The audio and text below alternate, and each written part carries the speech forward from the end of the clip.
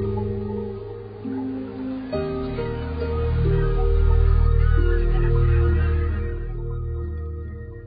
நேரங்கள்ல நமக்குள்ள காரணமே இல்லாத ஒரு சோர்வு இருக்கும். வாழ்க்கையில நம்ம உழைக்கிற அளவுக்கு நமக்கு முன்னேற்றம் வரல அப்படிங்கிற எண்ணம் இருக்கும். இப்படிப்பட்ட சோர்வெல்லாம் சிலர் புலம்பல்களையே கழிச்சிருவாங்க. ஆனா அப்படி எதுவுமே இல்லாம நடந்ததெல்லாம் போகட்டும், அடுத்து நடக்கிறத சிறப்பாக்குவோம் அப்படின்னு ஒரு எண்ணம் தோணும் பாருங்க. அந்த நிமிஷம் தான் ஒவ்வொருத்தரோட வாழ்க்கையிலயும் அற்புதமான திருப்பங்கள் வர்ற ஒரு நிமிஷம். அந்த மாதிரி ஒரு நிமிஷம் உருவாகிறதுக்கு நமக்கு ஒரு குருவோ மகானோ தேவையில்லை, நம்மளே போதும். அற்புதமான தருணங்கள் உருவாக மனதோடு பேசலாம் வாங்க. தொடர்பு கொள்ள 0463063294 044304227777. இன்னைக்கு நம்ம கூட மனநல மருத்துவர்கள் அசோகனும் சுபா சார்லஸும் இருக்காங்க. நன்றி டாக்டர், நீங்க நிகழ்ச்சிக்கு வந்ததுக்கு. நம்ம மனதோட பேசலாம்ல சென்னையில இருந்து ஆனந்த்குமார் தொடர்புல இருக்காரு. வணக்கம் ஆனந்த்குமார். ஆனந்த்குமார் வணக்கம். ஆனந்த்குமார், நீங்க எதை பகிர்ந்துக்க விரும்புறீங்க? மேடம், இது ஆக்சுவலா பாத்தீங்கன்னா எனக்கு வந்து ஒரு 10 years பைபோலர் டிசார்டர் இருக்கு. சரி. அந்த பைபோலர் டிசார்டர் வந்து நம்ம இப்போ வந்து சினிமா இண்டஸ்ட்ரீஸ்லாம் போய் நம்ம பேசுறோம்னாக்கா அது வந்து முடியல. ஏதாவது அவங்க சொல்ற டைலாக்ஸ் அதெல்லாம் வந்து எதுவுமே என்னால கிராஸ் பண்ண முடியல என்னால. சரி. பட் இது என்ன அட்வான்டேஜ் வராது, என்ன அட்வான்டேஜ், என்ன டிஸ்ஆர்டர் ஆச்சு, எதுக்கு இந்த மாதிரி பைபோலர் இதுல அஃபெக்ட் ஆகுது எனக்கு ஆளுங்க? நீங்க இதுக்காக மருத்துவரை அணுகிருக்கீங்களா ஆனந்த்குமார்? டேப்லெட் எடுத்துட்டு இருக்கேன் மேடம் நானு. அப்படியா? நாம இந்த டாக்டர் 40 என்க்ளோனிக் ப்ரோனோ லித்தியம் 300 மூணும் எடுத்துட்டு இருக்கேன் மேடம். சரி, நம்ம இதுக்கு என்ன நம்ம டாக்டர் கிட்ட கேட்கலாம். டாக்டர் அசோகன், நீங்க சொல்லுங்க. அவரு பைபோலர் டிசார்டர் இருக்கு அப்படின்னு அவரு. அதாவது பைபோலார் டிசார்டர்ன்றது நீங்க வந்து உங்களுடைய மாத்திரைகள் மூலமாக சொன்னீங்க. ஒரு குறிப்பிட்ட ரசாயன பொருள் அதிகமாகும் பொழுது மன எழுச்சியும், குறைவாக இருக்கும் பொழுது மன வருத்தமும் இருக்கும். பாரம்பரியமா வர்றதற்கு வாய்ப்பு இருக்கு. இது வந்து ஒரு அதிகமா மன எழுச்சி வரும்பொழுது அதிகமா ஸ்பீடா இருப்பாங்க. ரொம்ப வேகமா வந்து ஒரு 4 நாள் செய்ய வேண்டிய வேலையை ஒரே நாள்ல செய்வாங்க. தூக்கம் கெடும்.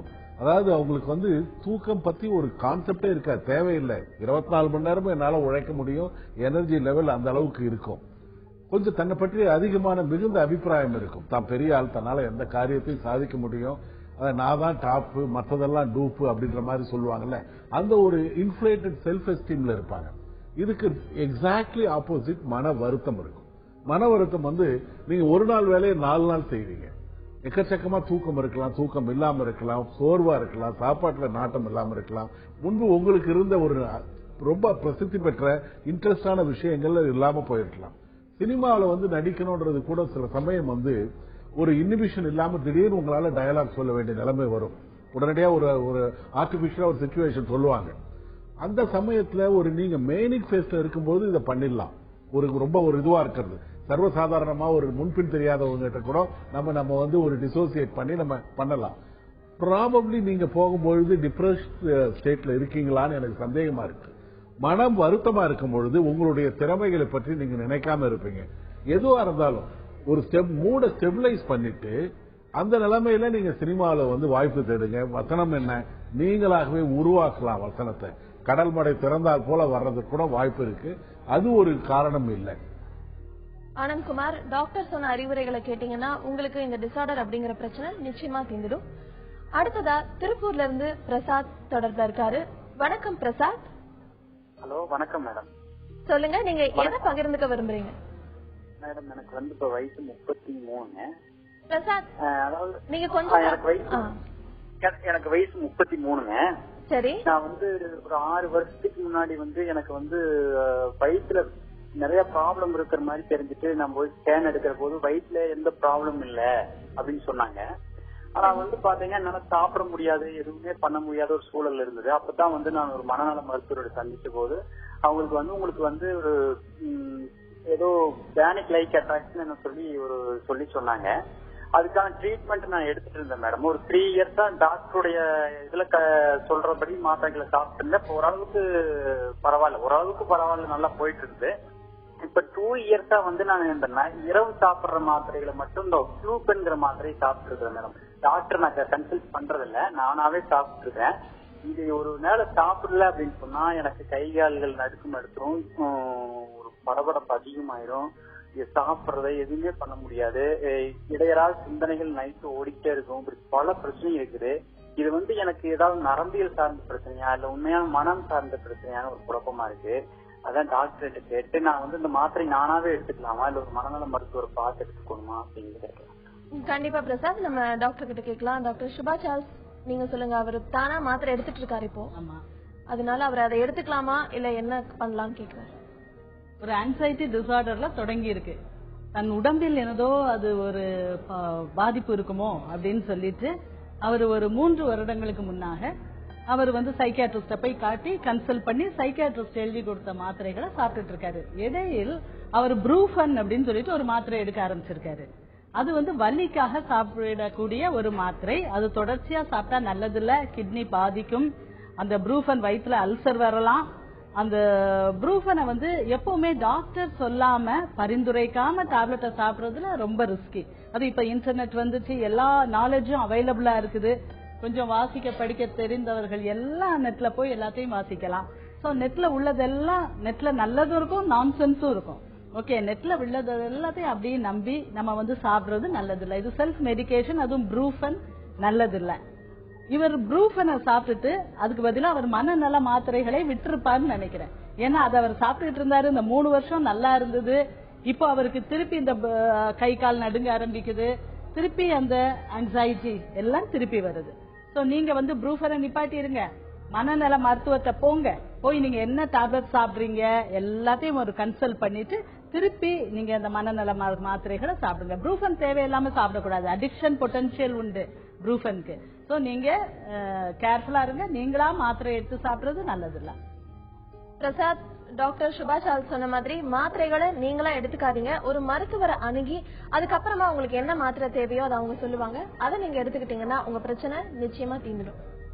டாக்டர் அசோகன், இப்போ ஜெனரலாவே இந்த மாதிரி எல்லாருமே பண்றாங்க. ஒருத்தர் சில பேர் இல்ல, என்ன அவங்களுக்கு ப்ராப்ளம் இருந்தாலும் டாக்டரை கன்சல்ட் பண்ணாம டேப்லெட்ஸ் வந்து ஒரு ஃபீவர்ல இருந்து ஆரம்பிச்சு சைக்கியாட்ரிக் ப்ராப்ளம் வரைக்குமே அந்த மாதிரி எடுத்துக்கிறாங்க. எடுத்து சில சமயம் குணமாகுது அப்படின்னு சொல்றாங்க.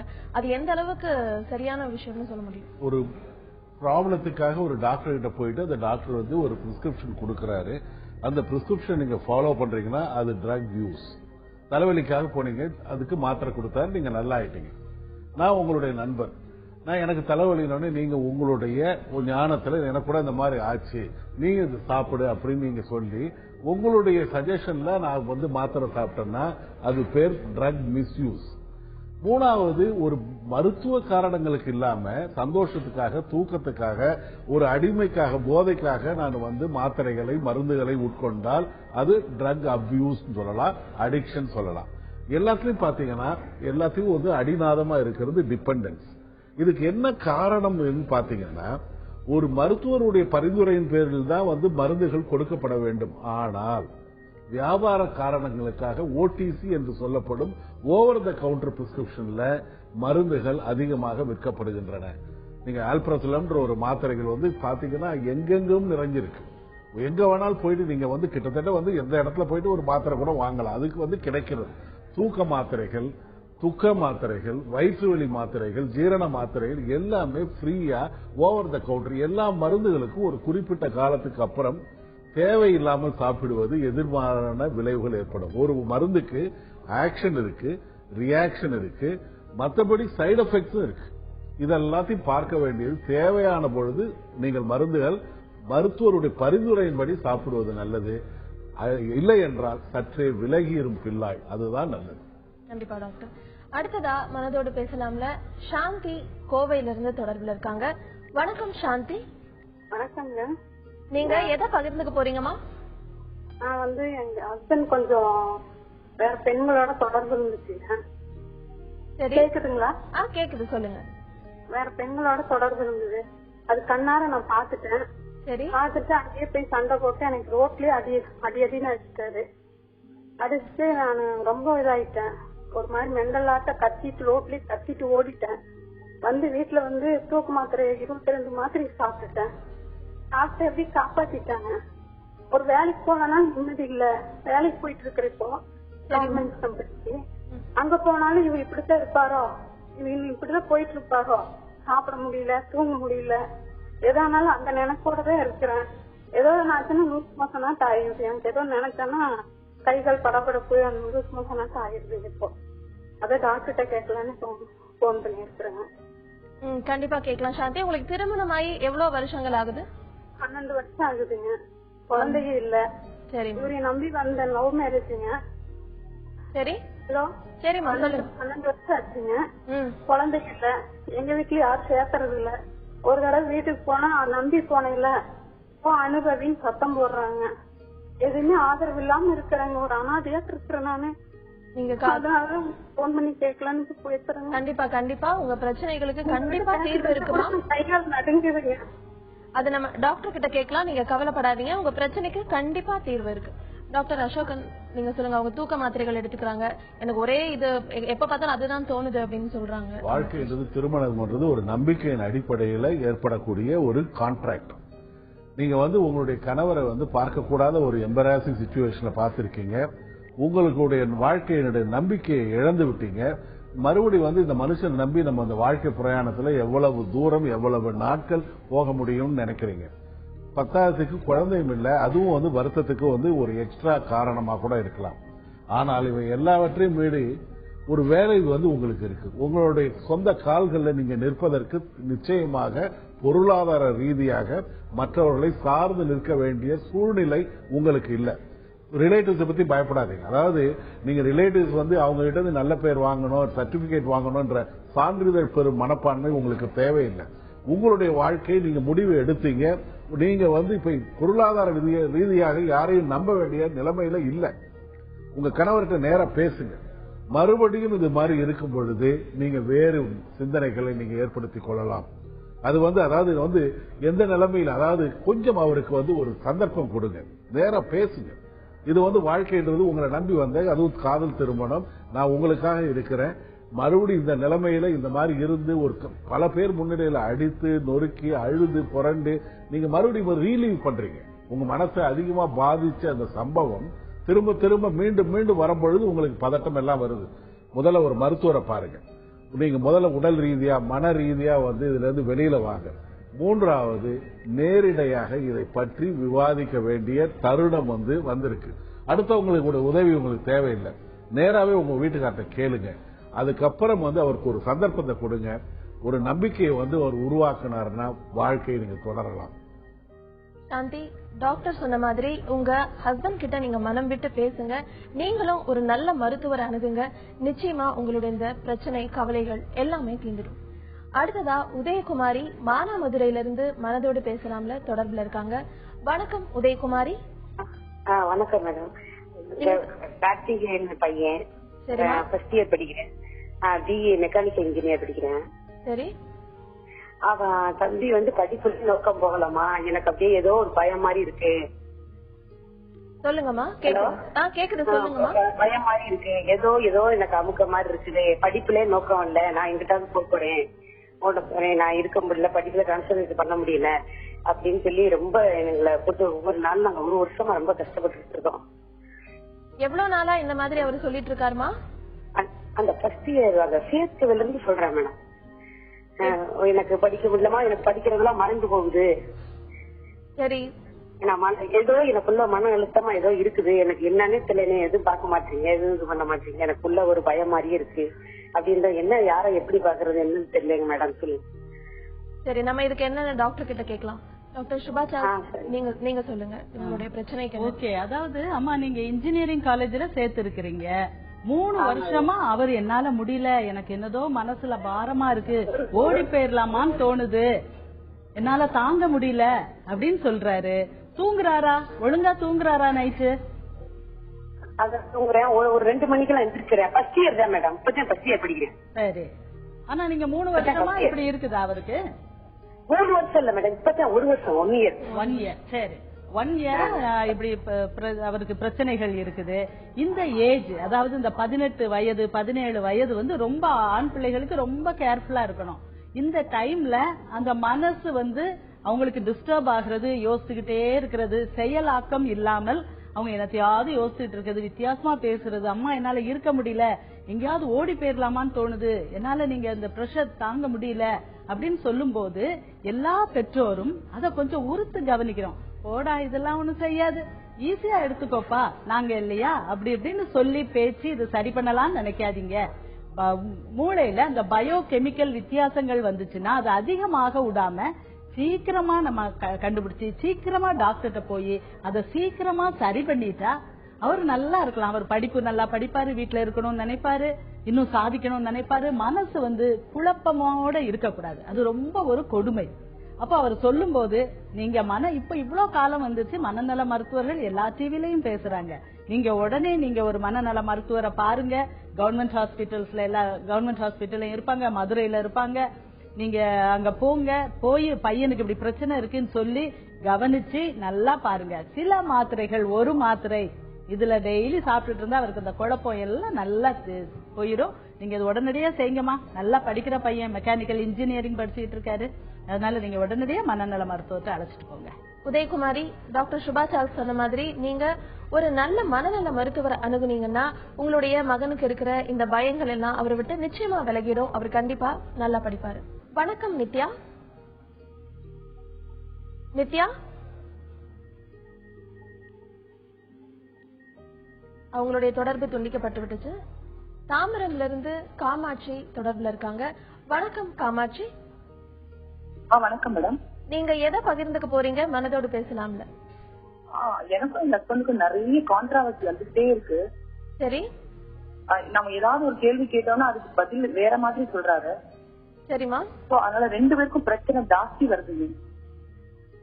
உங்களுக்கு திருமணமாகி எவ்வளவு வருஷங்கள் ஆச்சு? 15 வருஷம் ஆகுது.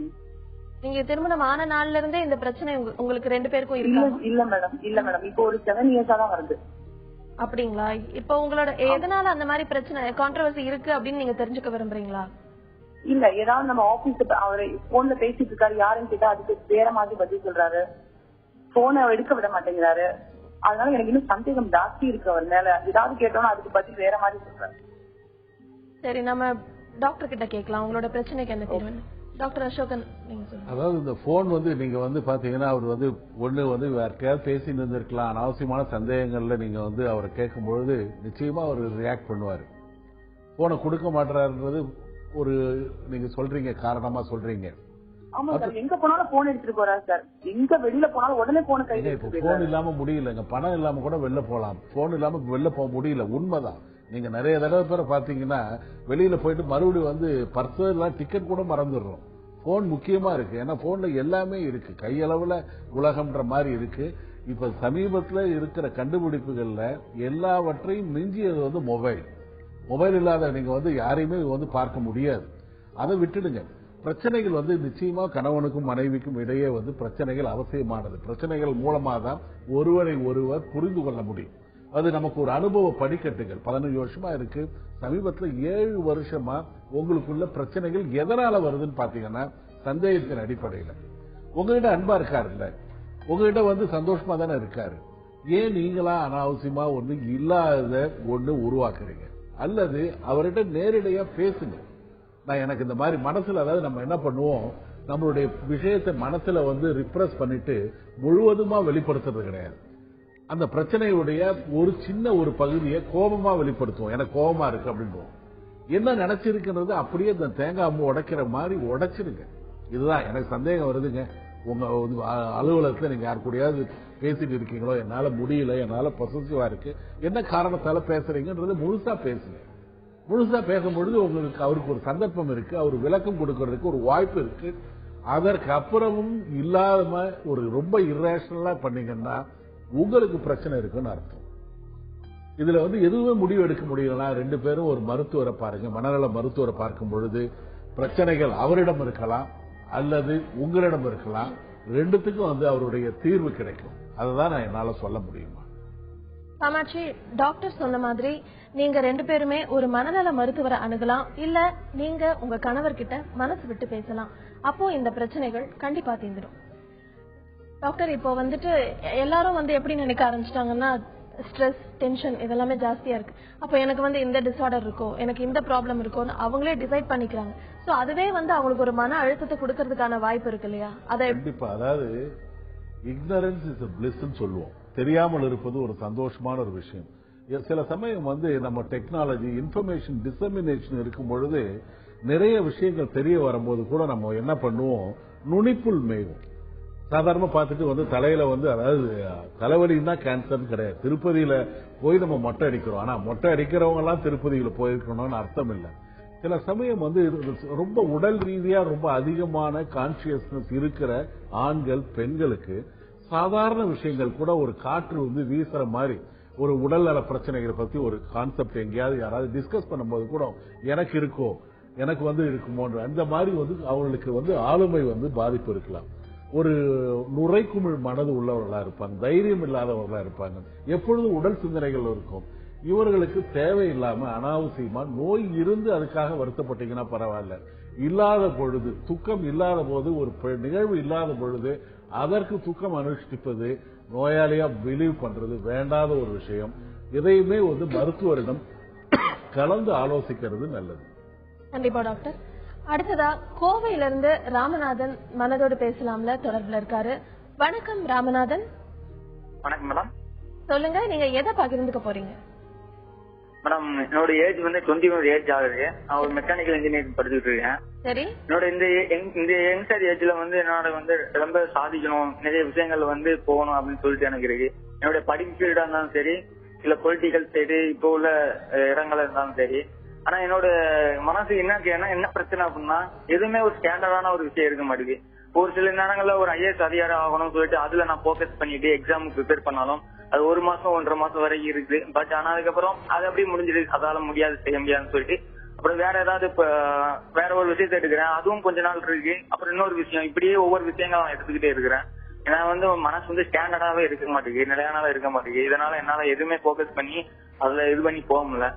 அதெல்லாம் அதை பத்தி கேட்கலாம் சொல்லிட்டு. கண்டிப்பா கண்டிப்பா கேட்கலாம். டாக்டர் சுபா சார்ஸ், நீங்க சொல்லுங்க. அவர் மைண்ட் மாறிக்கிட்டே இருக்கு ஒன்னு, எதனால அவருக்கு அந்த மாதிரி பிரச்சனை? அதாவது இந்த வயசுல மைண்ட் மாறிக்கிட்டே இருக்கிறது ஒரு வகைக்கு நல்லது. இன்னும் உங்களுடைய இன்னும் கொஞ்ச நாள் ஆகணும், உங்க பர்சனாலிட்டி ஃபார்ம் ஆகி சாலிடிஃபை ஆக உங்களுக்கு ஒரு 24 வயசு இருக்கும். அது வரைக்கும் இப்படி தேடல் இருந்துகிட்டே இருக்கும். IAS ஆயிரலாமா, சினிமால போய் நடிக்கலாமா, இல்ல ஒரு மெக்கானிக்கல் இன்ஜினியர் ஆகலாமா, இப்படி ஒரு தேடல் இருந்துகிட்டே இருக்கும். நாளடைவில் உங்களை எது கவர்ந்து இழுக்கிறதோ, எது நல்லது, எதுல நிறைய நம்ம பணம் சம்பாதிக்கலாம், எதுல நிறைய புகழ் கிடைக்கும், நீங்க போக கூடாது. எது நம்ம கவனத்தை இப்போ கவர்ந்து இழுக்குது, எதுல நான் தன்னாலே ஆசையோட நான் வேலை செய்யறேன், எந்த யாருடைய இதுவும் இல்லாமல் நானா ஆசைப்பட்டு என்னால எது செய்ய முடியுது அப்படின்னு நீங்க இப்போ கவனிக்க வேண்டிய வயசு.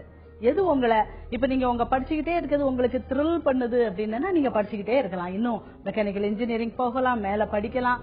இல்ல எனக்கு சினிமாவில இஷ்டம் வருது அப்படின்னா ஒரு சேஃப்டிக்காக இந்த பாடத்தை படிச்சு முடிச்சுட்டு அதே டைம்ல சினிமாக்காக உங்களுடைய பொழுதுபோக்குக்காக கொஞ்சம் டைம் வைக்கலாம். நீங்க படித்து முடித்த பின் உங்களுக்கு எது உங்களை ரொம்ப எக்ஸைட் பண்ணுதோ, எது ரொம்ப த்ரில் பண்ணுதோ அதுல நீங்க போக்கஸ்டா இருக்கலாம். அது ஆட்டோமேட்டிக்கா நடக்கும். சோ நீங்க உங்களுடைய ஏம் எப்படி இருக்கணும், நான் எதுல தன்னால இன்ட்ரெஸ்ட் ஆகுறேன், பணம் கிடைக்கோ கிடைக்கலையோ நான் எதுல இன்ட்ரெஸ்ட் இருக்கு அப்படின்னு நீங்க பாக்கணும். பணத்துக்காக புகழுக்காக நல்ல வீடு வாங்கலாம், அமெரிக்கா போய் பார்க்கலாம் அப்படின்னு படிக்க கூடாது. அப்படி துறையை தேர்ந்தெடுக்க கூடாது. அது எக்ஸ்டர்னல் மோட்டிவேட்டர்ஸ், அதுக்கு ரொம்ப நிலையானது இருக்காது. இன்டர்னலா நீங்க உங்க உள் உணர்வுல இருந்து எதை ஆசைப்படுறீங்களோ அதை செய்யலாம். ராமநாதன், டாக்டர் சொன்ன அறிவுரைகளை கேட்டு நடந்தீங்கன்னா உங்களுக்கு இந்த மைண்ட் பிளக்சுவேஷன் இருக்காது. உங்களால கான்சென்ட்ரேட் பண்ணி ஒரு சப்ஜெக்ட்ல ஒரு இதுல படிக்க முடியும்.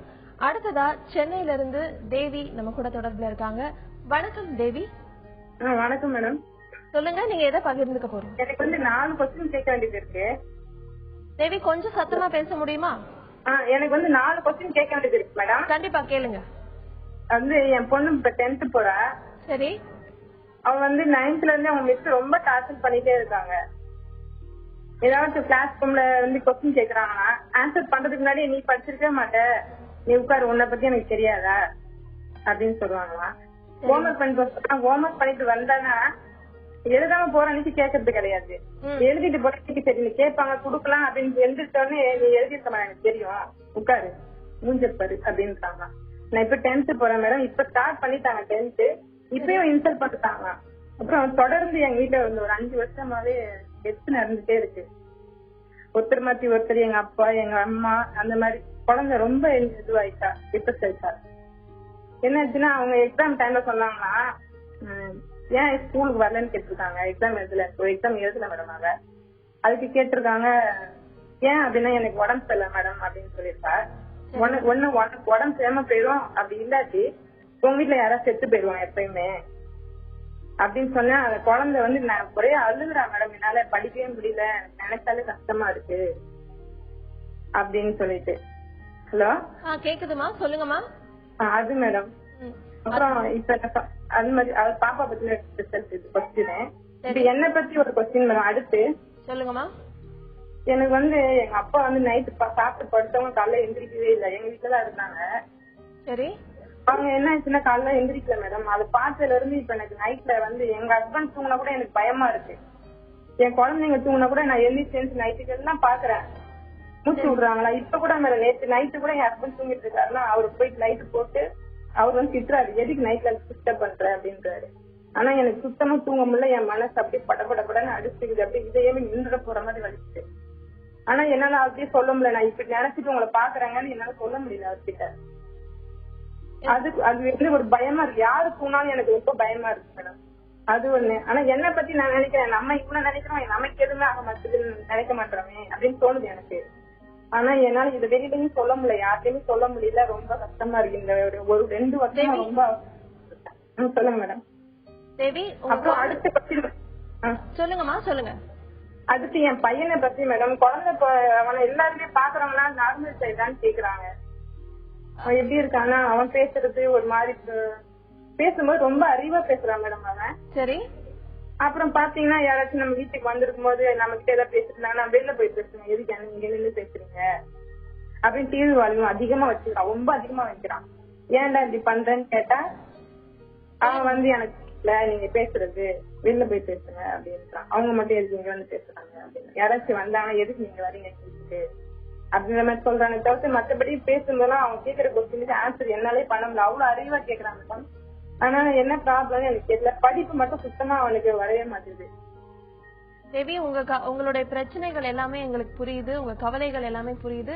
நிச்சயமா இது எல்லாத்துக்குமே கண்டிப்பா தீர்வு உண்டு. நம்ம டாக்டர் கிட்ட கேட்கலாம். டாக்டர் அசோகன், தேவி, உங்களுடைய முதல் 2 கேள்வி உங்களுடைய பொண்ணுடைய பத்தி. அதாவது நானும் ஒரு ஆசிரியனாக இருந்தேன். எல்லா ஆசிரியர்களும் 99% வந்து மாணவர்களிடம் மாணவிகளிடம் நன்றாகத்தான் இருக்கிறாங்க. எங்கேயோ அங்கொன்றும் இங்கொன்றுமாக சில ஆசிரியர்கள் வந்து மாணவர்கள்ட்ட அவ்வளவு தூரம் வந்து ஒரு என்னன்னு சொல்றது ஒரு நெருங்க முடிவதில்லை. சில சமயம் தன்னுடைய பிரச்சனைகளை வெளிப்படுத்திக்கிறாங்க. அதாவது நல்லா படிக்கிற மாணவனுக்கு தான் வந்து ஆசிரியர் வந்து நல்ல ஒரு நட்போட இருக்கணும்ன்றது கிடையாது. சில செடிகள் வந்து தானாகவே வளரும். அதற்கு வந்து நம்ம வந்து தண்ணி கூட ஊற்ற வேண்டிய தேவையில்லை. சில செடிகளுக்கு கலைகளின் பாதுகாப்பிலிருந்து அதை எடுத்துட்டு நம்ம ரொம்ப பாதுகாத்து அதை தான் வந்து கொண்டு வர்றதுல தான் உண்மையிலே ஒரு ஆசிரியருடைய திறமை இருக்கு. சில சமயம் வந்து கமெண்ட் பண்ணிடுவாங்க. அதாவது அவர் அந்த பொண்ணு வந்து ஆன்சர் பண்ணும்பொழுது உனக்கு என்ன தெரியும் அப்படின்னு சொல்லும் பொழுது அந்த பொண்ணு அப்படியே நொறுங்கி விழுந்துடும். உனக்கு வந்து தெரியாது அப்படின்னு. அதாவது சில சமயம் வந்து குழந்தைகள் எந்த நிலைமையிலிருந்து வராங்க அப்படின்றத முதல்ல ஒரு ஆசிரியர் புரிந்து கொள்ள வேண்டும். ஏன்னா ஒரு ஆசிரியரும் மகனாக இருந்தவர் அல்லது ஒரு தந்தையாக இருந்தவர் அல்லது தாயாக இருந்தவர். குழந்தைய வந்து பார்க்கும் பொழுது அந்த பள்ளிக்கூடத்தில் வரும்பொழுது சில சமயம் சாப்பாடு இல்லாம இருந்திருக்கலாம், வறுமை இருக்கலாம், வாழ்க்கையில வந்து அவங்க வீட்டுல சில துக்ககரமான சம்பவங்கள் நடந்திருக்கலாம். எடுத்தவொடனே வந்து ஒரு வார்த்தைகளை கொட்டி விடுவது ஒரு ஆசிரியருக்கு அழகு இல்லை. கொஞ்சம் ஆதரவா இருக்கணும். அதாவது ஆசிரியர்ன்றது பாத்தீங்கன்னா வணங்குவதற்கு உரியவர், மரியாதைக்கு உரியவர், ஒரு நண்பன், ஒரு திசையை காண்பிப்பவர். திசை வரை வந்து திக்குகளை மட்டும் காண்பிக்காமல் அந்த இடம் அடைவதற்கு வந்து நம்ம வந்து ஒரு மென்டர் மாதிரி கூடவே வருபவர். அதுவும் வந்து ஆரம்பகால பள்ளிக்கூடங்கள்ல இருக்கிற ஆசிரியர்கள் இன்னமும் நான் நினைக்கிறேன். என்னுடைய கையெழுத்து ஓரளவு சுமாரா இருக்குன்னா வந்து 2ஆம் வகுப்புல இருந்த ஒரு ஆறுமுகம்ன்ற ஒரு ஆசிரியர் என்னை அடித்தார், அரவணைத்தார், எல்லாமே இப்ப நல்லபடியா இருக்கு. நான் இன்னமும் நினைக்கிறேன். ஏன்னா அதுவும் வந்து ஆரம்ப பள்ளி ஆசிரியருக்கு கொஞ்சம் அமைதியான சுபாவம் தேவை. நீங்க சொல்றது உண்மையா இருந்தால் அந்த ஆசிரியர் அல்லது அந்த ஆசிரியை தன்னுடைய மனப்பான்மையை மாற்றிக்கொள்ள வேண்டும். ஏன்னா ஒரு பச்சை மரத்துல வந்து ரொம்ப வந்து ஒரு வடு ஏற்பட்டதுன்னா அது வந்து நீங்காத அளவுக்கு இருக்கும். ஒரு கல்லூரி ஆசிரியர் கூட கொஞ்சம் திட்டா கூட அது உரைக்காது, இன்சென்சிட்டிவா இருக்கும். சின்ன வயசுல சொல்லக்கூடிய ஒரு சின்ன சாதாரண கருத்துக்கு கூட ஒரு கமெண்ட் கூட அது மனத்தை ரொம்ப பாதிச்சிடும், தாழ்வு மனப்பான்மையை ஆக்கிவிடும். ரெண்டாவது, தொடர்ந்து உங்க குடும்பத்துல வந்து இறப்பு இருக்கிறதால அது வந்து நிச்சயமா வந்து மனதை உங்களுடைய மகளுடைய மனதை பாதிச்சு இருந்தா கூட ஒரு விதத்துல ஒரு பிளஸிங் இன் டிஸ்கைஸ் சொல்ற மாதிரி ஒரு அதாவது எல்லா பிரச்சனையும் தாங்கிக் கொள்ளக்கூடிய மனோபாவம். அதாவது ஒரு சில சமயம் கடற்கரையில் வசிக்கிறவங்களுக்கு வந்து அவங்களுடைய புயல் அடிக்கும் போது கூட அதை தாங்கிக் கொள்ளக்கூடிய சக்தி, எதிர்ப்பு சக்தி இருக்கிற மாதிரி பின்னாளில் வரும் பிரச்சனைகளை வந்து எதிர்கொள்ளக்கூடிய ஒரு மனோபாவம் நிச்சயமாக உங்க பொண்ணுக்கு வரும். இதை நிச்சயமா சொல்லுங்க. மூன்றாவது, மரணம் வந்து சில சமயம் வந்து ஒரு ஸ்டேஜஸ்ல நிகழும் பொழுது நம்ம அதை வந்து எதிர்பார்க்கிறோம். உங்களுடைய அப்பாவுடைய மரணம் தூங்கினார், இருந்தார், இறந்தார், ஒரு மெல்லிய இறகு கீழே விழுந்த மாதிரி அந்த மரணம் நிகழ்ந்திருக்கு. எதிர்பார்க்காத விஷயம். காலையில பாத்தீங்கன்னா ஒரு அதிர்ச்சி, என்னது நைட் இருந்தாரு இன்னைக்கு இல்லன்றது ஒரு பெரிய தாக்கம் இருக்கு. அது மறுபடியும் உங்க மனசுல ஒரு ரீலீவ் பண்றீங்க, ஐடென்டிஃபை பண்றீங்க. யாராவது தூங்கிட்டு எழுந்திருக்கலன்னா அப்பாவை போல் இது மாதிரி ஏதாவது எதிர்பாராத மரணம் நடந்திருக்குமோன்னு கணவர்கிட்ட, குழந்தைங்க கிட்ட, ஏன் உங்ககிட்ட கூட இது வந்து உங்களை துரத்துது. அந்த பயம் வந்து ஒரு நிழல் போல துரத்துது. இதை வந்து நீங்க வந்து வெளியில சொல்ல கூட கொஞ்சம் பயமா இருக்கு. ஒரு பதக்கம் கூட காரணமா இருக்கலாம். முதல்ல நீங்க ஒரு பயத்திலிருந்து வெளியில வாங்க. என்ன ஆயிடும், தூங்குறவங்க எல்லாம் இறந்துட மாட்டாங்க. உண்மையிலே தத்துவ ரீதியா பார்த்தீங்கன்னா உறக்கம் கூட ஒரு தற்காலிகமான மரணம் தான். மரணம் வந்து எப்ப வேணாலும் நிகழலாம். இதை பத்தி நீங்க கவலைப்பட வேண்டியதில்லை. உடல் நோய் எதுவும் இல்லை, சாத்தியக்கூறுகள் எதுவும் இல்லை. நம்பிக்கையோட வந்து உறங்குங்கள், நம்பிக்கையோடு மற்றவர்களை உறங்க விடுங்கள். மூன்றாவது, உங்க பொண்ணை பத்தி பயப்பட வேண்டாம். நிச்சயமா அந்த சூழ்நிலை மாறும் பொழுது அது வளர வேண்டிய அந்த பெண் நிச்சயமாக சாதிப்பாள். உங்களுடைய பையனை பத்தி 4வது கேள்வி கேட்டீங்க. ப்ராபப்ளி தன்னுடைய கருத்து வந்து கவனிக்கப்பட வேண்டும், தான் முக்கியமாக கருதப்பட வேண்டும் நிலைமையில மற்றவர்கள் வந்திருக்கும் பொழுது இந்த டிவியை ஆன் பண்றது, அடுத்தவருடைய கவனத்தை தன்பால் ஈர்ப்பது, இந்த மாதிரி கூட இருக்கலாம். சாதாரண பிரச்சனைகள் தான் இருக்கு. ஒரு அறிவு குறைவாக இல்லை, நல்லா ஆன்சர் பண்றான், பயப்படாதீங்க. அந்த வசந்த கால சின்ன சின்ன நிகழ்வுகள் குற்றங்கள் அல்ல, விடுங்க, தன்னால அவன் நல்லபடியா வருவான். தேவி, டாக்டர் சொன்ன அறிவுரைகள் எல்லாமே நிச்சயமா உங்களுக்கு ரொம்பவே யூஸ்ஃபுல்லா இருந்திருக்கும். அதை கேட்டு நடந்தீங்கன்னா உங்களுடைய இந்த பயங்கள் எல்லாமே உங்களை விட்டு விலகிடும். வணக்கம் வனிதா. வணக்கங்க மேம். நீங்க எதை பகிர்ந்துக்க போறீங்கம்மா? மேம், நைட் ஆனா தூக்கம் வரது இல்லைங்க. 2 மணி கேட்டா கனவு வந்து டிஸ்டர்ப் பண்ணி எழுப்பி விட்டுருது. அது என்ன, பகல்ல சரி தூங்கலாம் அப்படின்னு நினைச்சு படுத்தோம்னாலுமே ரொம்ப டயர்ட்னஸ் ஆயிருது. பகல்ல படுக்கலாம்னு நினைச்சோம்னா யாரோ கூப்பிடுற மாதிரியே இருக்குது. சரி, அப்படி தூக்கத்துல இருந்து வெளியே வந்து பார்த்தா ஒருத்தர் இருக்கிறது இல்ல. சரி, கொஞ்ச நாள்ல ஆண்டு தூங்கிட்டோம்னா யாராவது வீட்டு முன்னால வந்து பயங்கரமா சண்டை பிடிக்கிற மாதிரி இருக்கு. காதுக்குள்ள ஒரே இறைச்சல் கேட்டுட்டே இருக்கு. என்னாலேயே அதுல இருந்து வெளியவே வர முடியறது இல்ல. அதனால தூங்காமையே சில நேரம் வெளியே இருந்துடுறேன். அப்புறம் குழந்தைகளை பார்த்தா அந்த டென்ஷன் வந்து யார் மேல காட்டுறதுன்னு தெரியறது இல்ல. அதனால குழந்தைங்க மேல காட்டிடுறேன். அது ரொம்ப அதுக்கு பாவம், ரொம்பவே சின்ன சின்ன குழந்தைங்க. எவ்வளவு நாளா உங்களுக்கு இந்த தூக்கம் வராம இருக்குமா? எவ்வளவு நாளா இந்த பிரச்சனை இருக்கு? இந்த 1 இயராவே இருக்குங்க. ஆனா ஃப்ரெண்ட்ஸ் எல்லாம் என்னங்கிறாங்க, நீ கரெக்டா யாராவது கிட்ட போய் கன்சல்ட் பண்ணு, உனக்கு அந்த மாதிரி ஏதாவது மன அழுத்தம் அந்த மாதிரி இருக்கும் அப்படின்னு சொல்லி சொல்றாங்க. அது உண்மையா பொய்யா, இல்ல டாக்டர்கிட்ட கன்சல்ட் பண்ணலாமா அப்படின்னு கேக்குறேன். அதை பத்தி கண்டிப்பா கேட்கலாம். டாக்டர் சுபா சார்ல்ஸ், நீங்க சொல்லுங்க, இவங்க டாக்டர் கன்சல்ட் பண்ணலாமா வேண்டாமா? டாக்டர்கிட்ட கண்டிப்பா கன்சல்ட் பண்ணணும். இப்பவுமே நீங்க டாக்டர்கிட்ட தான் கன்சல்ட் பண்றீங்க. தூக்கம்ங்கிறது ரொம்ப ரொம்ப முக்கியம். ஒரு நாளைக்கு 8 மணி நேரமாவது அன்இன்டரப்டட், அதாவது தொடர்ச்சியான தூக்கம் ரொம்ப வேணும். சின்ன பிள்ளைகள் வச்சிருக்கீங்க, சரி, உங்களுக்கு கொஞ்சம் டிஸ்டர்பன்ஸ் தான் இருக்கும். ஆனாலும் தூக்கம்ங்கிறது ரொம்ப ரொம்ப முக்கியம். பிள்ளைகள் தூங்கும் போதோ அந்த டைம்ல கூட கொஞ்சம் நீங்க தூங்கி அதை காம்பன்சேட் பண்ணணும். சரி, இப்போ நீங்க இன்னொன்னு சொல்றீங்க, இறைச்சல் கேக்குது அண்ட் காலையில வந்து ஏதாவது சவுண்டு வந்து இதுல நான் திடுக்குன்னு முழிச்சிடுறேன், யாராவது சண்டை போடுற மாதிரி, அப்படி மனசுல ஏதோ சத்தம் கேக்குது முழிச்சிடுறேன்னு சொல்றீங்க.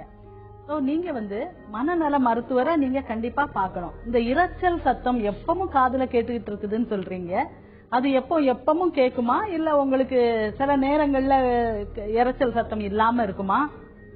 பேச்சு குரல் கேக்குமா?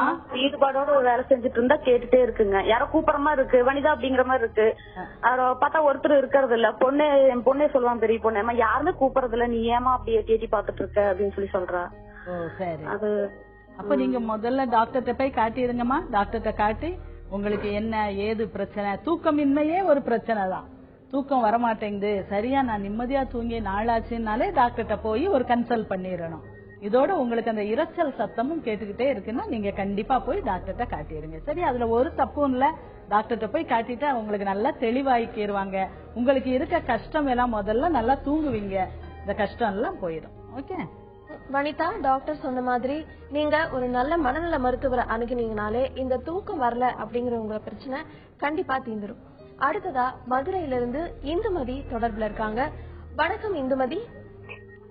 ஹலோ. Hello madam. சொல்லுங்க இந்துமதி, எதை நீங்க பகிர்ந்துக்க விரும்புறீங்க? மேடம், எனக்கு மேரேஜ் ஆகி 6 இயர்ஸ் ஆகுது. எனக்கு என் ஹஸ்பண்ட் வந்து எந்த ப்ராப்ளமும் இல்ல. ஒரு 5 இயர்ஸ் வரைக்கும். சரிமா. ஒரு 1 இயரா வந்து அவர் ஜாப் விட்டுட்டாருங்க மேடம். 1 இயரா? கொஞ்சம் சத்தமா பேசுங்க. இடத்துல வந்து ஒர்க் பண்ணிட்டு இருக்கோம் மேடம் இது வரைக்கும். சரி. இப்ப ஒரு 1 இயரா நான் டிரான்ஸ்பர் வாங்கிட்டு மதுரையில வந்து செட்டில் ஆயிட்டேன். சரி. அவர் சென்னையில ஒர்க் பண்ணிட்டு இருந்தாரு. அந்த ஜாப் வந்து விட்டுட்டாரு. விட்டுட்டு இங்கே வந்து வைக்கணுங்கிறதுக்காக இருந்தாரு. சரிமா. அதுல வந்து ஒரு 5 lakhs கிட்ட நான் தான் கொடுத்தேன் மேடம் அவருக்கு. அந்த ஜாப் வந்து சரி பண்ணல. ஓனா வச்சது வந்து விட்டுட்டாரு. முடியல, ரன் பண்ண முடியல, லாஸ் ஆயிடுச்சு. இப்ப வந்து வேற எங்கேயும் வெளியில போய் வேலைக்கு போக மாட்டாரு அவரு. வெளியிலதான் வேலை கிடைக்குது, போக மாட்டாரு. இங்கதான் இருக்கணும்னு நினைக்கிறாரு. சரி. இதனால 2 பேருக்கு நடுவுல ரொம்ப ப்ராப்ளம் ஆகுது. வீட்லயே இருக்கிறது எனக்கு பிடிக்கல. வெளியூருக்கு வேலைக்கு போலான்னு சொன்னா அவர் விட மாட்டாரு. இல்ல இங்கதான் இருக்கும். வெளியூர்ல வேலைக்கு போறதுக்கு அவர் ட்ரை பண்ணவே மாட்டாரு. குழந்தைங்க 2 இருக்காங்க. பசங்க வந்து அம்மா கிட்ட ஒண்ணு, என்கிட்ட ஒரு பையன் இருக்கான். மாமியார் தான் பாத்துட்டு இருக்காங்க.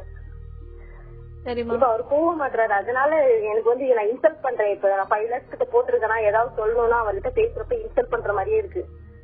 நான் ஜாப்புக்கு போயிட்டு இருக்கிறதுனால வர்ற டைத்துக்கு வந்து பையனுக்கு பாத்துக்கணும், அவர் இது பண்ணணும் அப்படின்றத வந்து அவர் செய்ய மாட்டாரு. அப்படிங்கிறப்ப நிறைய கோபம் வருது, சண்டை வருது. நீங்க இப்ப இந்த மாதிரி நீங்க இப்ப என்ன கேட்க விரும்புறீங்கம்மா, அது கொஞ்சம் தெளிவா சொல்ல முடியுமா? அவர்கிட்ட பேசுறது செய்யறது எல்லாமே சண்டை போட்டு இது பண்றேன் மேடம். சரி.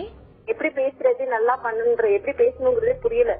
அவர் என்ன பண்ணாலும் இப்ப கோபம் தான் வருது. அவர் வீட்டுல இருக்கிறதுனால வருதா என்னன்னு தெரியல. சரி, நம்ம அதை டாக்டர் கிட்ட கேட்டலாம். டாக்டர் அசோகன், நீங்க சொல்லுங்க உங்களுடைய பிரச்சனைக்கு. ஒரு சிக்கலான விஷயம். அதாவது ஒரு ஆணும் பெண்ணும் வந்து கணவனும் மனைவி வேலையில இருக்கும் பொழுது வேலையை விடணும்ன்ற ஒரு நிலைமை வந்து பெண்ணுக்கு வந்ததுன்னா அதை வந்து ஓரளவு குடும்ப நலனுக்காக ஏற்றுக்கொள்ளுகிறார்கள். கொஞ்சம் சாக்ரிஃபைஸ் பண்றாங்க. அதுவே வந்து ஒரு ஆண் வந்து சிரமமா இருக்கு. இங்க வந்து பாத்தீங்கன்னா நீங்க வந்து சென்னையில இருந்து மதுரையில வந்து செட்டில் ஆயிட்டீங்க. அவர் சென்னையில இருக்கிற வேலையை விட்டுட்டாரு. மறுபடியும் அங்க வந்து ஒரு பிசினஸ் ஆரம்பிச்சிருக்கீங்க. அது வந்து நஷ்டத்துல முடிஞ்சிருக்கு. அதற்கு அப்புறம் அவர் வந்து வேலை தேடுவதில் அவர் வந்து அவ்வளவா வந்து ஒரு முனைப்பு காட்டுவதில்லை. நிச்சயமா வந்து ஒரு தாழ்வு மனப்பான்மை வந்து கண்டிப்பா அவருக்கு வந்து ஏற்பட்டிருக்கும். அது ஏற்பட்டிருக்காவிட்டால் கூட நம்ம சாதாரணமா சொல்ற கருத்துக்கள் கூட நம்மளை வந்து ஒரு மாதிரி குத்தி காமிக்கிறாங்களோன்ற மாதிரி கொண்டு நினைப்பதற்கு வாய்ப்பு இருக்கு. அதாவது ஒன்று சொல்லுவாங்க, ஒன்னு தேருக்கு இருக்கிற இடத்துக்கு நம்ம போகணும், நம்ம வீட்டுக்கு தேர் வரணும், அல்லது தேர் வந்து இருக்கிற இடத்துக்கு நம்ம போகணும்னு. இதுல வந்து நீங்க வந்து அவர் வந்து மறுபடியும் வந்து வேலை வாய்ப்பு வந்து மதுரையில வந்து இருக்கிறதா, அல்லது மதுரையை விட அதிகமா சென்னையில வேலை வாய்ப்புகள் 2 பேருக்கும் இருக்கிறதான்னு பாருங்க. 2 பேரும் ஒன்னா இருக்கிறத அவர் நினைக்கிறார். நீங்க வந்து குடும்ப வருமானத்துக்காக அவர் வந்து வெளியில போனாலும் பரவாயில்லைன்னு நினைக்கிறீங்க. அதுக்கு ஏற்ற மோட்டிவேஷன் அவருக்கு இல்ல. முடிந்தால் சென்னைக்கு வந்து 2 பேரும் மறுபடியும் ஒரு வேலையில 2 பேரும் இருந்து குழந்தைகளை பார்த்து குடும்பம் நடத்துங்க. அல்லது மதுரையில வந்து அவருக்கு வேண்டிய வேலையை வாங்கி கொடுங்க. கொஞ்சம் வந்து அவரை வந்து ஒரு பிரச்சனைக்குரியவராக பார்க்காமல் ஒரு நண்பனை போல பாருங்க. ஏன்னா அடிபட்டு இருக்கிற மனசு வந்து அதுவும் சம்பாதிக்காம ஒவ்வொரு சின்ன செலவுக்கும் உங்களை எதிர்பார்த்து இருக்கிற நிலைமையில ஒரு ஆணுடைய ஈகோ வந்து கொஞ்சம் அடிபட்டு இருக்கும். நிச்சயமா வந்து அவருக்கு தேவை வந்து கொஞ்சம் ஒரு ஆறுதலான ஒரு நண்பனின் ஒரு பரிச்சயம். ஒரு நண்பனை போல இந்த ப்ராப்ளத்தை அணுகுங்க, பேசுங்க, கொஞ்சம் ஓப்பனாவே சொல்லுங்க. இதெல்லாம் ஒண்ணும் இல்ல, பாலை வந்து அவருடைய கோர்ட்ல விடுங்க, என்ன வேணும்னு ஒரு 3 ஆப்ஷன்ல சொல்லுங்க. ஒண்ணு மதுரையில இருக்கலாம், அல்லது வெளியூர் வேற ஊருக்கு போகலாம், அல்லது சென்னைக்கு போகலாம். சீக்கிரம் முடிவு எடுக்கணும்ன்றத முடிவு எடுப்பதை அவரிடம் விடுங்க. என்ன சொல்றாருன்னு பார்த்துட்டு குடும்ப நலனுக்காக ஒரு நல்ல ஒருமித்த கருத்தை வந்து 2 பேரும் வந்து ஃபாலோ பண்றது நல்லதுமா. இந்துமதி, டாக்டர் சொன்ன மாதிரி நீங்க உங்க கணவரோட மனம் விட்டு பேசுங்க. அப்படி பேசுனீங்கன்னாலே உங்களுடைய பிரச்சனைகள் எல்லாமே தீர்ந்துடும். அடுத்ததா புனிதவதி கோவில்பட்டியிலிருந்து நம்ம கூட தொடர்புல இருக்காங்க. வணக்கம் புனிதவதி. வணக்கம்மா. சொல்லுங்கம்மா, நீங்க எதை பகிர்ந்துக்க விரும்புறீங்க? என்னோட பொண்ணு 10th போயிருக்காம்மா. சரி. ஆனா போனதுல இருந்தே பிள்ளைக்கு என்னன்னு தெரியல, ஒருவித பதட்டத்தோடையும் படிக்க முடியாத ஒரு சூழ்நிலையும் அவன் மனசுல இருக்கு. சரிம்மா.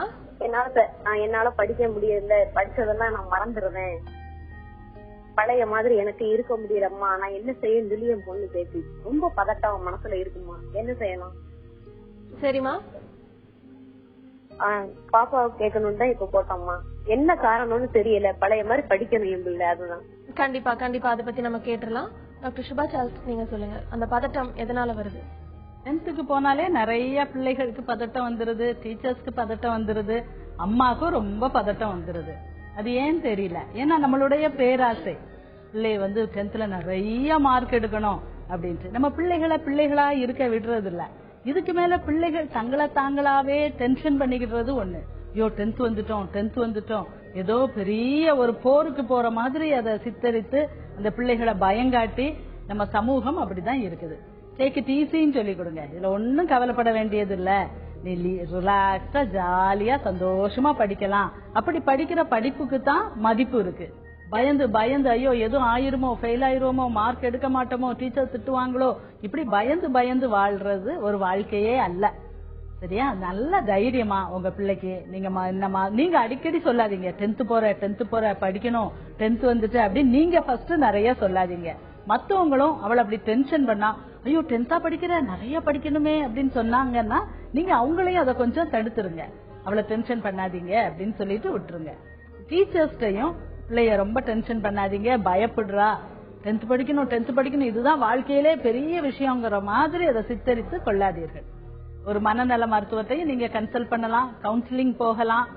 அவங்க வந்து பேசி வாழ்க்கையை ஈஸியா எடுத்துக்கோங்க அப்படின்ட்டு அந்த குழந்தைக்கு சொல்லி கொடுக்கும் போது அவளுக்கு அது மனசுல நல்லா பதியும், டென்ஷன் போயிடும்.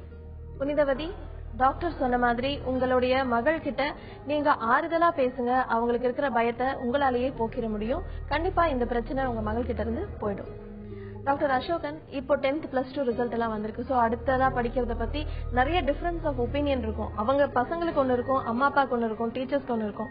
சோ இந்த மாதிரி எல்லாம் இருக்கும்போது அவங்க வந்து எதை டிசைட் பண்ணணும்? அவங்க சொல்றத கேட்டு எடுக்கணுமா, இல்ல இவங்களா அவங்களோட ஓன் டெசிஷன் எடுத்துக்கணுமா? எது பெஸ்ட்? ஒரு குழந்தைக்கு பொம்மை வாங்கும் பொழுது கூட அப்பாவும் அம்மாவும் தனக்கு பிடித்த பொம்மையை தான், தனக்கு கிடைக்காத பொம்மையை தான் வாங்குறாங்க. கொஞ்சம் கூட்டி கழிச்சு விசாரிச்சு பார்க்கும் பொழுது அப்பாவோ அம்மாவோ சொல்லுவாங்க, சார் எனக்கு வந்து அந்த காலத்துல படிக்கிறதுக்கு வந்து அந்த அளவுக்கு வந்து எனக்கு வசதி இல்லை, வாய்ப்பு இல்லை, என் குழந்தையாவது படிக்கட்டும். இதுல வந்து பார்க்க வேண்டியது வந்து ஒன்னு குழந்தையுடைய மார்க், 2வது குழந்தையுடைய இன்ட்ரெஸ்ட். அந்த குழந்தை நம்ம வந்து அந்த இன்ட்ரெஸ்ட் திணிக்க வேண்டிய தேவையில்லை குழந்தை மேல வந்து சில சமயம் அவர்கள் முடிவு எடுக்க முடியாம எனக்கு வந்து இன்ஜினியரிங்கும் பிடிச்சிருக்கு, மெடிசனும் பிடிச்சிருக்கு, ஆர்கிடெக்சரும் போலாம், இல்லது அக்ரிகல்ச்சரும் போலாம் அப்படின்னு சொல்லும் பொழுது அந்த நிலைமையில ஆப்ஷன்ஸ் கொடுங்க. குழந்தைகள்கிட்ட கன்சல்ட் பண்ணுங்க, குழந்தைகள்கிட்ட 4 விஷயம் பேசுங்க. இந்த மாதிரி இந்த இதுல வந்து எது வந்து அதுக்கு பிடித்திருக்குன்றத பாருங்க.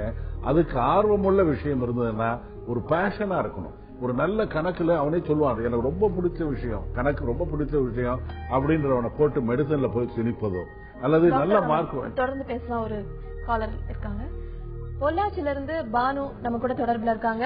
வணக்கம் பானு. ஹலோ, வணக்கம் சார். வணக்கம், சொல்லுங்க பானு, எதை பகிர்ந்துக்க போறீங்க? நான் என் ஹஸ்பண்ட் பத்தி சொல்லலாம்னு இருக்கிறேங்க. சொல்லுங்க. எனக்கு மேரேஜ் ஆகி 4 வருஷம் ஆச்சுங்க. சரிமா. எங்க மேரேஜ் ஆகி 4 வருஷம் ஆச்சு. எங்களை கொஞ்சம் பாக்குறதுல பிடிக்கல, குழந்தை மேல கொஞ்சம் அன்பு செலுத்தணும். அவர் ஊர்லயே இருக்கிறாருங்க, நான் இங்கதான் இருக்கிறேங்க. சரி. அவரு குழந்தை மேல கொஞ்சம் பாசம் வச்சுக்கணும், எதுவுமே பாக்குறதுல பிடிக்கிறது இல்ல. அவங்க அந்த பக்கமே அவங்க அம்மா என்ன சொல்றாங்களோ அதையே கேட்டுட்டு இருக்கிறாரு.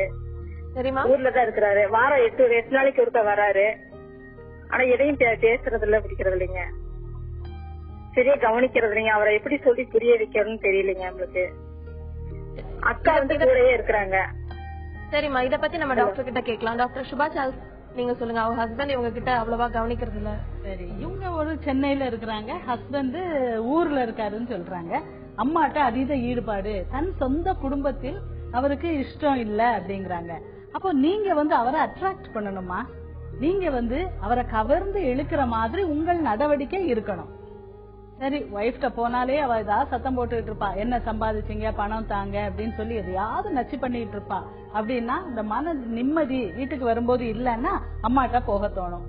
அங்க வந்து அவருக்கு கூட ஒரு திருமணமாகாத ஒரு பெண் இருக்கான்னு சொல்றீங்க.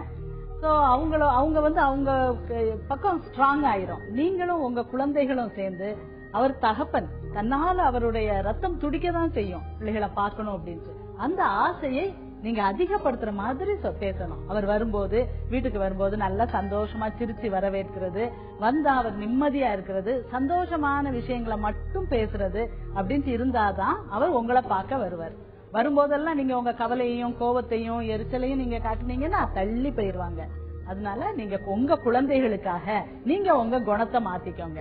நீங்க ஒரு தன்மையான குணம் அப்படி இருக்கும்போதுதான் அவருக்கு பொறுப்பு வரும். சரி, நம்ம பிள்ளைகள் இப்படி சொல்றாங்க பாருங்க, அப்பாவை தேடுறாங்க, அப்பா எப்ப வருவாங்கம்மான்னு கேக்குறாங்க அப்படின்னு சொல்லி ஒரு மனைவி வந்து குழந்தைகளுக்கும் தகப்பனுக்கும் இடையில் ஒரு பாலமா இருக்கணும்.